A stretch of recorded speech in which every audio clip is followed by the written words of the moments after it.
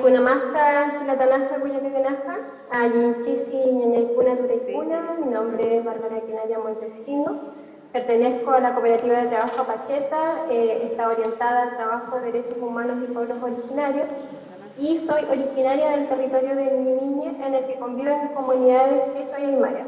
Mira.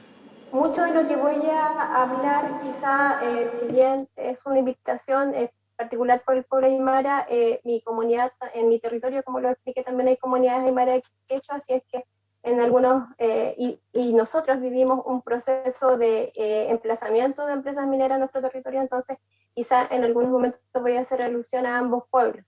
Ya, bueno, la invitación aquí, y agradezco la invitación, ¿cierto?, justamente para hablar sobre las vulneraciones a los derechos humanos de los pueblos originarios derivados del emplazamiento de proyectos extractivos en territorios indígenas. Como yo igual me explayo un poquito, voy a leer y voy a tratar de explicar, pero principalmente leer para no tomarme más del tiempo que me han concedido en esta oportunidad. Ya. Nuestros pueblos originarios a lo largo de la historia han sufrido una serie de vulneraciones derivadas de procesos de colonización, aculturación, chilenización, asimilación, etc. Sin embargo, en esta oportunidad haré referencia a la vulneración de derechos colectivos que provoca el emplazamiento de proyectos extractivos en territorios indígenas, en particular los proyectos de inversión minera emplazados en comunidades aymara y quechua de la región de Tarapacá. Para esto me centraré en 3 puntos que desarrollaré para dar cuenta de la afectación a nuestra cultura y cosmovisión, como también al daño irreparable que generan estos proyectos en nuestros territorios, lo que pone en riesgo la preservación de nuestra integridad cultural como elemento central para la preservación de nuestros pueblos. Me centraré en 3 elementos porque no da el tiempo para más, son muchos detalles que quisiera explicar, pero quizá uno, para ser más ejemplificador, tomé 3 puntos. Uno, lo que se refiere al choque cultural entre el modelo de desarrollo, en este caso el modelo de desarrollo extractivo, versus la forma de entender el vivir, ¿cierto? Para nosotros el buen vivir o el vivir bien, suma camaña o suma causai. En segundo punto voy a hablar sobre el conflicto histórico territorial como un factor que favorece el emplazamiento de proyectos extractivos, y como tercer punto voy a hablar sobre el acceso a la justicia, un mecanismo que finalmente ha sido utilizado para hacer ejercicio efectivo de los derechos de los pueblos originarios. Como punto 1 voy a hacer referencia al choque cultural entre modelos, ¿cierto? Como lo dije, el modelo de desarrollo, que en este caso consideramos modelo de desarrollo imperante, que es el extractivismo, versus cómo nosotros comprendemos el vivir, y que finalmente se entiende como desarrollo, pero cómo nosotros comprendemos ese vivir bien, el buen vivir. Para graficar este conflicto, haré referencia a lo señalado por Fernando Guanacuni respecto a la diferencia entre vivir bien, suma camaña o suma causai, y vivir mejor, que representa la lógica de desarrollo extractiva, para lo cual entenderemos por extractivismo la explotación de grandes volúmenes de recursos naturales que se exportan como mercancía y presenta una dinámica de ocupación intensiva del territorio, generando el desplazamiento de otras formas de producción con impactos negativos para el ambiente y las formas de vida de poblaciones locales.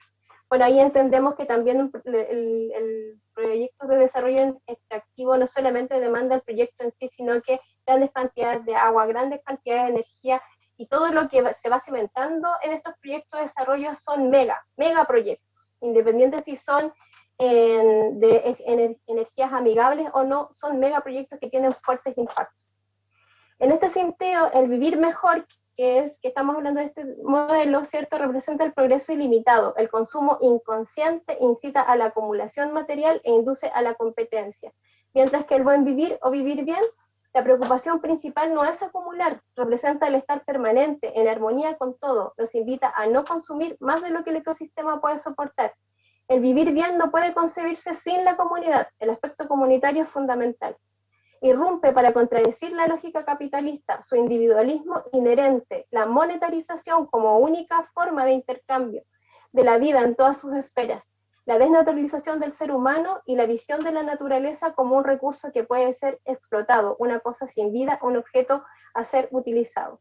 ¿Por qué es importante para mí comenzar con este choque cultural? Porque muchas veces cuando se emplazan proyectos de inversión minera en nuestros territorios nos hablan de daño medioambiental.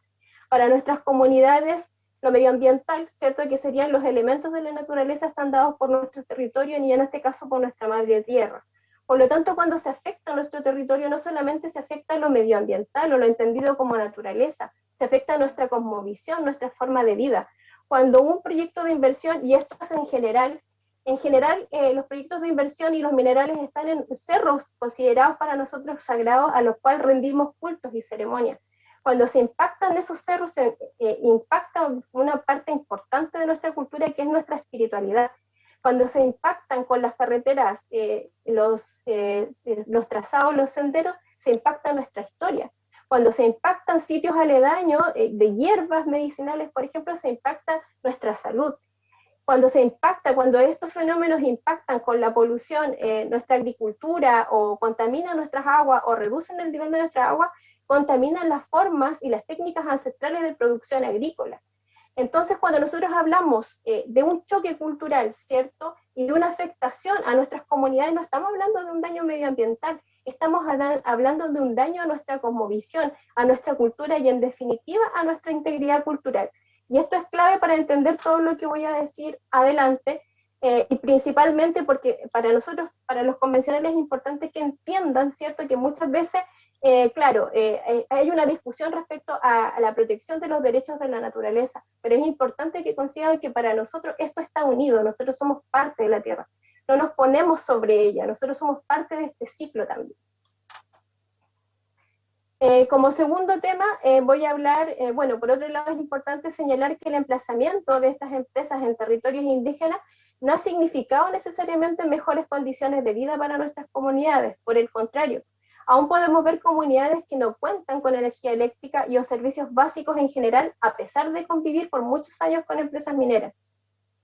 Respecto al conflicto histórico-territorial, es importante señalar que este conflicto ha permitido y ha favorecido, ¿cierto?, el emplazamiento de empresas de proyectos extractivos en nuestro territorio, ¿ya?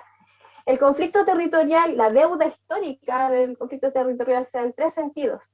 La invisibilización de la existencia de conflictos territoriales para los pueblos originarios no mapuche. El Estado insistentemente, y en realidad en la sociedad en general, se habla del conflicto territorial mapuche, pero invisibiliza que todos nuestros pueblos originarios, no solamente los pueblos aymara quechua del norte, sino que también otros pueblos originarios, tenemos fuertes conflictos territoriales y hacemos acciones de resistencia frente al emplazamiento de proyectos mineros que tienen que ver con que no han sido reconocidos nuestros territorios ancestrales, y estos territorios, por lo tanto, pertenecen al fisco, al Estado. La deuda que se mantiene respecto a la reparación histórica en relación al reconocimiento de los territorios ancestrales de los pueblos originarios, la adecuación normativa y la comprensión cultural respecto a la forma de entender el territorio para los pueblos originarios. La falta de reconocimiento y de adecuación normativa para hacer un ejercicio efectivo de los derechos de nuestros pueblos originarios ha impedido ejercer la libre determinación y que nuestras comunidades puedan decidir sobre sus propias expectativas de desarrollo desde un punto de vista de integridad cultural. Los conflictos territoriales de comunidades aymara y quechua son distintos a los de nuestros hermanos mapuches, ya que si bien aún permanecemos asentados en nuestros territorios de origen, luego de una serie de procesos de regularización de tierras y predios particulares, el Estado determinó que la extensión territorial restante corresponde al fisco. En este sentido, el Estado otorga concesiones de exploración y prospección a las empresas mineras, que en el caso particular de la región de Tarapacá, representa un alto porcentaje de la superficie regional, o sea, tenemos todas las ecozonas, todos los territorios concesionados. Luego de ello, el Estado otorga permisos de exploración y prospección sin realizar ningún tipo de consulta indígena, gracias al inconsulto decreto 40 del Ministerio de Medio Ambiente, que puso en manos del Estado las decisiones sobre los criterios de afectación directa relacionadas al impacto, lo cual implica, por ende, decidir quiénes serían las comunidades afectadas por los proyectos de inversión. Aquí es importante hacer alusión a lo que dije en el choque cultural, ¿cierto?, desde el inicio, ya que el Estado decide por nosotros qué nos afecta y a quiénes nos afecta. ¿Cómo el Estado podría tomar estas decisiones si estamos hablando de diferencias culturales? Sin embargo, esto hizo el decreto 40, digo en consulta porque fue una consulta bastante inexacta y ahí podríamos profundizar mucho. Para los pueblos originarios, tal como lo han reconocido los tratados internacionales de derechos humanos, el territorio es entendido como un todo integral, lo de abajo, lo de acá, lo de arriba, todo lo que conforma el ecosistema, en definitiva nuestra madre tierra, de la que formamos parte. Sin embargo, desde la lógica monocultural del Estado chileno, los elementos del territorio están divididos. Así lo señala su normativa, donde regula por separado la tierra del agua, el suelo del subsuelo, lo social de lo medioambiental, lo individual de lo colectivo, etc. Ejemplo, es así como nuestras comunidades hoy solo pueden tomar decisiones sobre su paño, sobre la superficie de su tierra particular que concedió el Estado, ¿ya? Mientras que el Estado puede entregar en este mismo paño derechos a las empresas mineras en el subsuelo e incluso puede otorgar derechos de agua de nuestros propios caudales. El tercer punto respecto al acceso a la justicia, este punto está directamente relacionado con el tipo de relación que establecen estas empresas con las comunidades indígenas. Desde sus inicios, el diálogo entre comunidades y empresas se ha dado desde una relación de inequidad.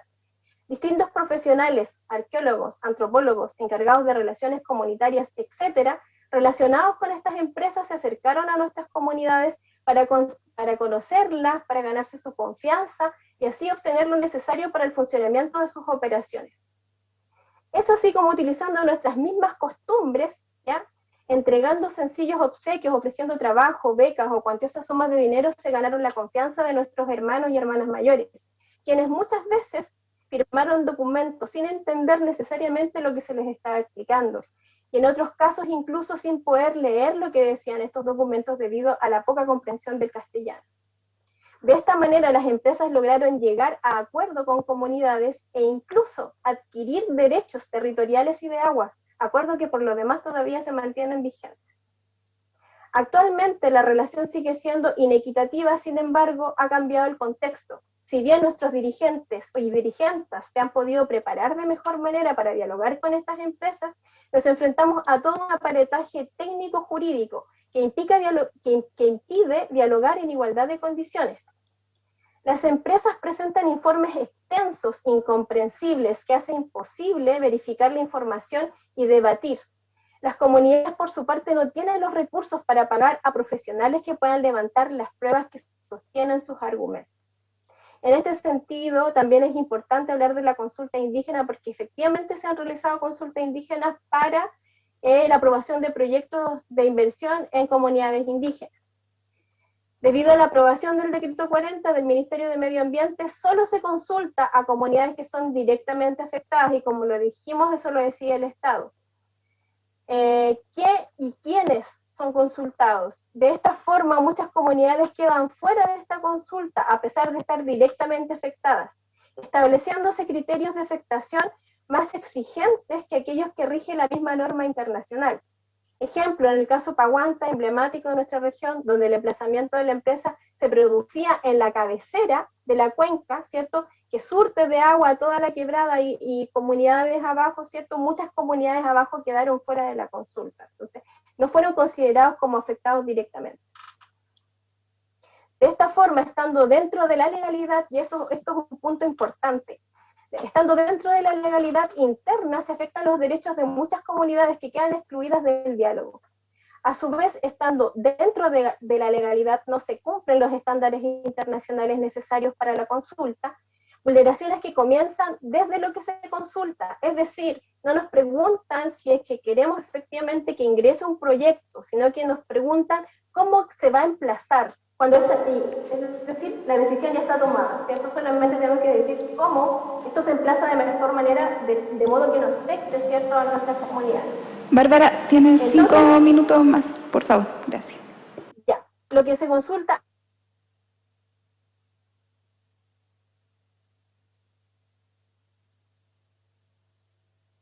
Está muteada, Bárbara.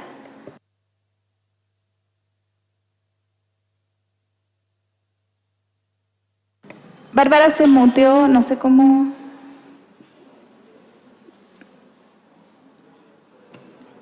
Parece que se cayó. Ahí sí.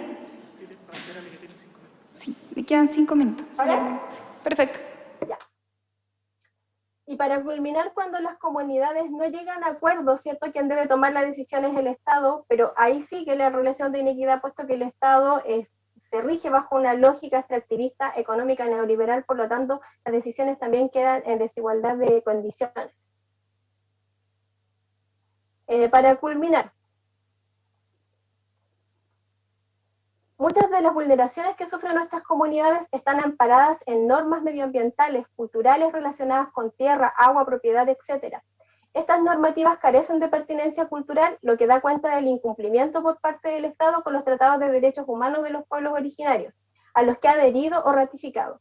Es tanto así que nuestras comunidades en muchas ocasiones solo han podido hacer ejercicio efectivo de estos derechos a través de la judicialización. Es necesario, por tanto, que nuestros pueblos sean reconocidos en la Constitución, visibilizando nuestra preexistencia y reconociendo nuestros territorios ancestrales.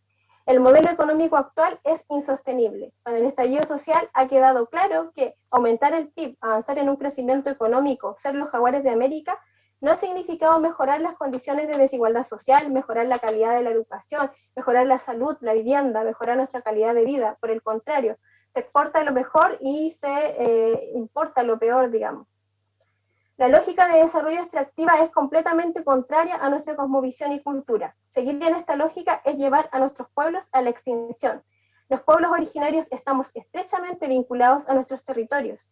Como dijo un dirigente de Tarapacá, el territorio es la huella digital que define nuestra identidad como pueblos. Por tanto, pedimos a los constituyentes de esta convención prestar especial atención a las empresas extractivas, mineras, pesqueras, agroindustriales, forestales, salmoneras, a las que continuamente hacen frente a nuestras comunidades a lo largo de todo Chile. Será importante definir en esta convención si frenamos el saqueo, si seguimos entregando poder a estos gobiernos transnacionales que intervienen en nuestras economías, nuestras autonomías a través de tratados económicos internacionales. Si dejamos de mirar afuera y comenzamos a reconocernos desde dentro, si queremos realizar realmente un cambio que nos permita mirar nuestro pasado, nuestra verdad histórica y nos permita realmente sentar las bases para lograr justicia, comprometernos en reparar los daños ocasionados, de modo que no se vuelvan a repetir las vulneraciones que se han hecho escuchar en esta comisión. Yupajar Pampachi.